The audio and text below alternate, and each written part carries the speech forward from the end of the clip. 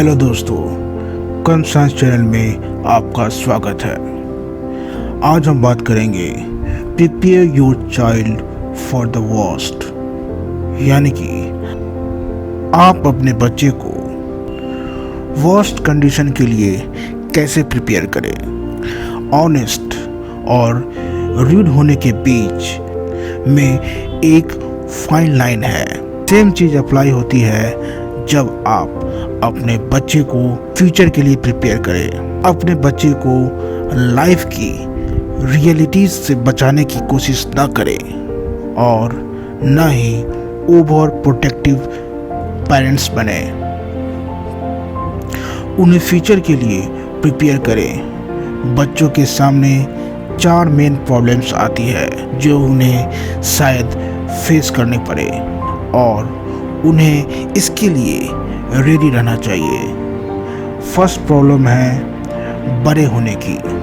अब यहाँ प्रॉब्लम ये है कि डिक्लाइनिंग इकोनॉमी के साथ गवर्नमेंट के पास इतने रिसोर्सेज नहीं होंगे कि सबको ज़रूरी हेल्थ केयर फैसिलिटीज़ और पेंशन वगैरह प्रोवाइड की जा सके। और बढ़ती उम्र अपने साथ कुछ प्रॉब्लम्स भी लेकर आती है, जैसे कि मल्टी जनरेशनल हाउसिंग, मतलब कि पेरेंट्स बच्चे के घर रहने चले जाते हैं या फिर बच्चे पेरेंट्स घर मूव हो जाते हैं। केस जो भी हो, लेकिन इससे हाउस ऑनर के खर्च जरूर बढ़ जाते हैं।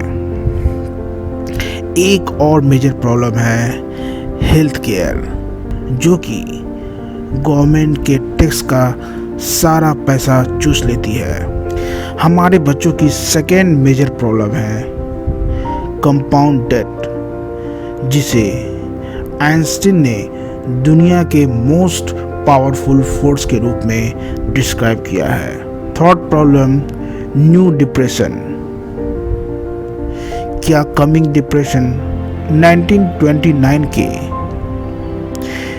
ग्रेट यूएस डिप्रेशन जैसा होगा, जहां सेवर्स विनर्स थे, या फिर 1920 के जर्मन हाइपर इन्फ्लेशन के जैसा, जहां डेटर्स यानी उधारी वाले विनर्स थे।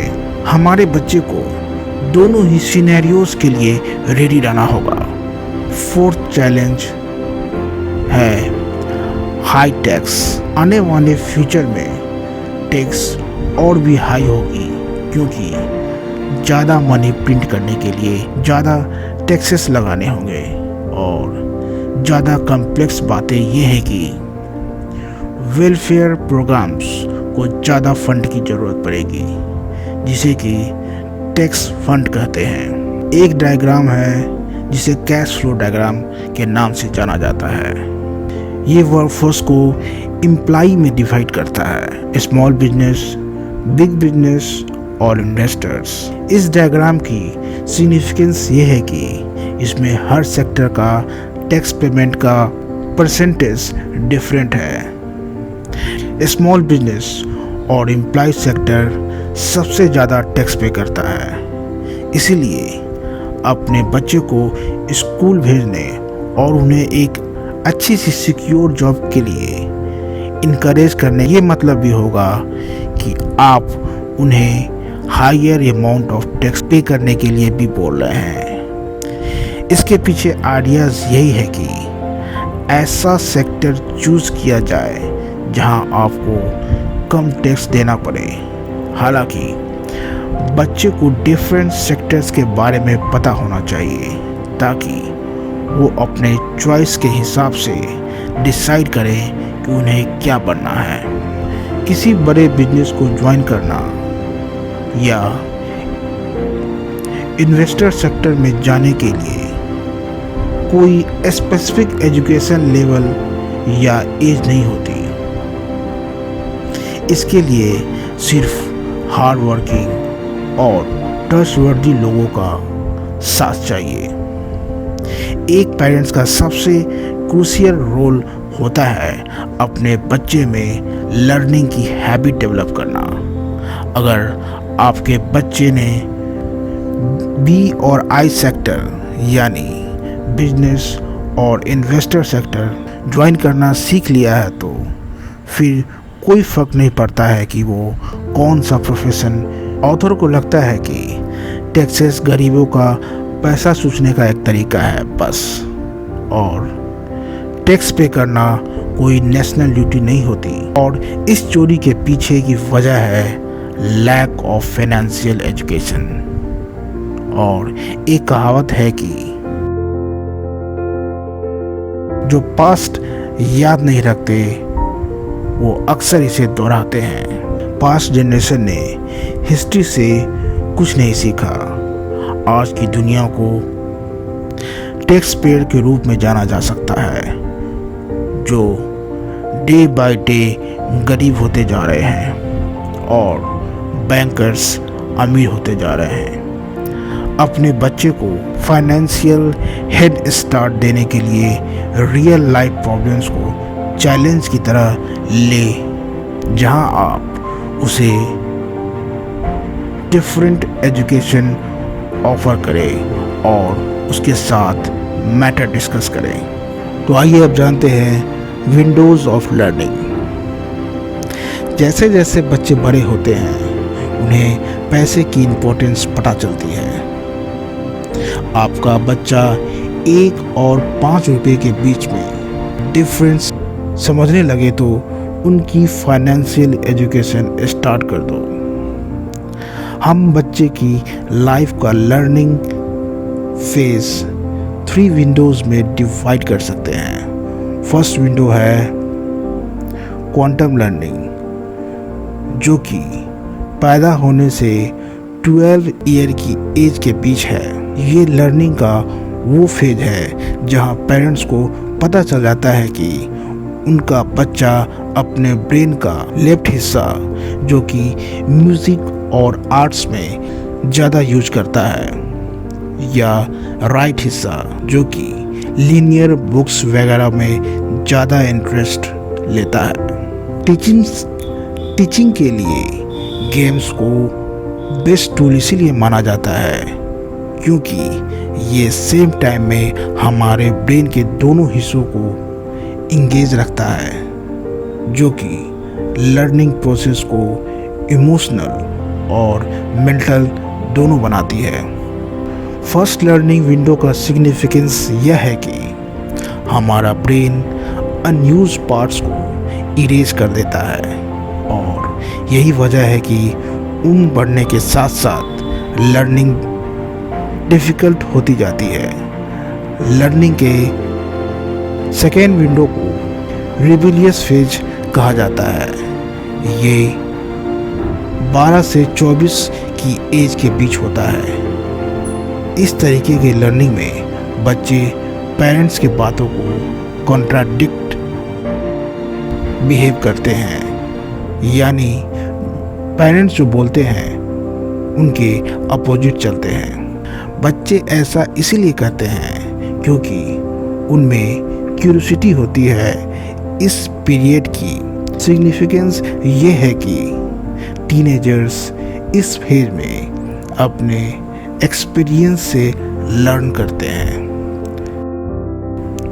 थर्ड लर्निंग विंडोज़ है 24 से 36 के बीच के एज होता है। ये वो टाइम है जहाँ एक एडल्ट प्रोफेशनल लर्निंग करता है और उसकी फैमिली लाइफ स्टार्ट हो चुकी होती है। इस फेज की सिग्निफिकेंस ये है कि लाइफ अचानक पैसे के पीछे घूमने लगती है। अगर आपने पहले वाले 2 फेजेस में अच्छे से लर्न किया है तो बेटर चांस है कि आपका थर्ड फेज अच्छा रहेगा। रॉबर्ट एक स्टोरी बताते हैं कि कैसे उनके रिच डैड उन्हें गेम्स ऑफ मोनोपोली सिखाया करते थे। रिच डैड का मानना था कि फाइनेंशियल स्टेटमेंट एक बड़ा इम्पोर्टेंट डॉक्यूमेंट्स है जो आप ग्रेजुएशन के बाद ले सकते हैं। रिच डैड 2 बड़े एफिशिएंट तरीके से सिखाते हैं कि जिससे कॉम्प्लेक्स स्टफ भी सिंपल और रिपीटेटिव लगता था। आज रोबोट जो कुछ है उसमें इन दो एलिमेंट्स का बड़ा हाथ रहा है। रिच डैड ने उन्हें समझाया है कि एसेट्स और लायबिलिटी दो इम्पोर्टेंट चीज़ है। उन्होंने समझाया है कि एसेट्स पैसे आपकी जेब में डालती है और लायबिलिटीज़ पैसे आपकी जेब से निकलवाती है, और ये समझना रोबोट के लिए एकदम सिंपल था। रोबोट क्लियर करते हैं कि पेरेंट्स को अपने बच्चे से हमेशा गुड ग्रेड्स की उम्मीद नहीं रखनी चाहिए, बल्कि ये जानना ज़्यादा इम्पोर्टेंट है कि उनके बच्चे किस फील्ड में जीनियस है। नेक्स्ट वो कुछ टिप्स देते हैं ताकि आप बी और आई सेक्टर्स पे बेस्ट बन सके, यानी कि बिजनेस और इन्वेस्टर सेक्टर में। पहली बात यह है कि हर फील्ड में बेस्ट लोग रिक्रूट करने होंगे जो आपके बेस्ट एडवाइजर बन सके। सेकेंड चीज़ ये है, आपको अपनी मदर टंग की ही मल्टी लैंग्वेज सीखनी होगी, यानी हर प्रोफेशन की लैंग्वेज। फाइनली आपको हर किसी के साथ रिस्पेक्टफुली पेश आना सीखना होगा। जब आप एम्प्लॉइज़ को रिस्पेक्ट देते हैं तो वो भी 10 गुना ज़्यादा मेहनत करते हैं, और वो भी सेम सैलरी में।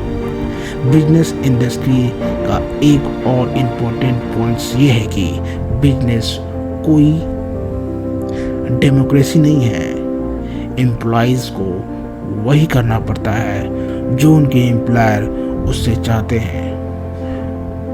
उन्हें बोलने का मौका नहीं दिया जाता कि काम कैसे करना है। कॉन्सिक्वेंटली एम्प्लॉयर ही सारे लॉस अफोर्ड करता है, ना कि एम्प्लॉइज। ए और सी स्टूडेंट के बीच मेजर डिफरेंस यही है कि ए स्टूडेंट फाइनेंशियल सिक्योरिटी देखता है, और जबकि सी स्टूडेंट्स हमेशा ऐसे डिसीजन लेकर रिस्क लेने को रेडी रहता है जो उनकी फाइनेंशियल लाइफ को लाइन पर लाकर रख देते हैं। ए स्टूडेंट बैड पीपल नहीं है, बस वो थोड़ा ऐसे रिस्क लेने में डरते हैं जो उन्हें एकदम अमीर या गरीब बना दे। अगर आपको एक एंटरप्रेन्योर बनना है तो आपको किसी भी सेल्स ट्रेनिंग रूट में खुद को एस्टेब्लिश करना होगा। फिर आपको लर्न करना होगा कि कैपिटल के लिए ओपीएम यानी अदर्स का एक तरीका है। आप रियल एस्टेट इन्वेस्टमेंट कोर्स की हेल्प ले। हर बच्चे को हमेशा एक्टिव लर्नर होना चाहिए, फिर चाहे उनका फील्ड कुछ भी हो। इसके पीछे पॉइंट्स ये है कि वो जो चाहे फील्ड चूज करे, उसमें मनी इनकॉर्पोरेटेड जरूरी है, और यही वजह है कि पेरेंट्स बच्चे की फाइनेंशियल एजुकेशन जितनी जल्दी पॉसिबल हो उतना बेटर होगा। एक और चीज़ कंसीडर करनी चाहिए कि हम अपने पास्ट एक्सपीरियंस से लर्न करें।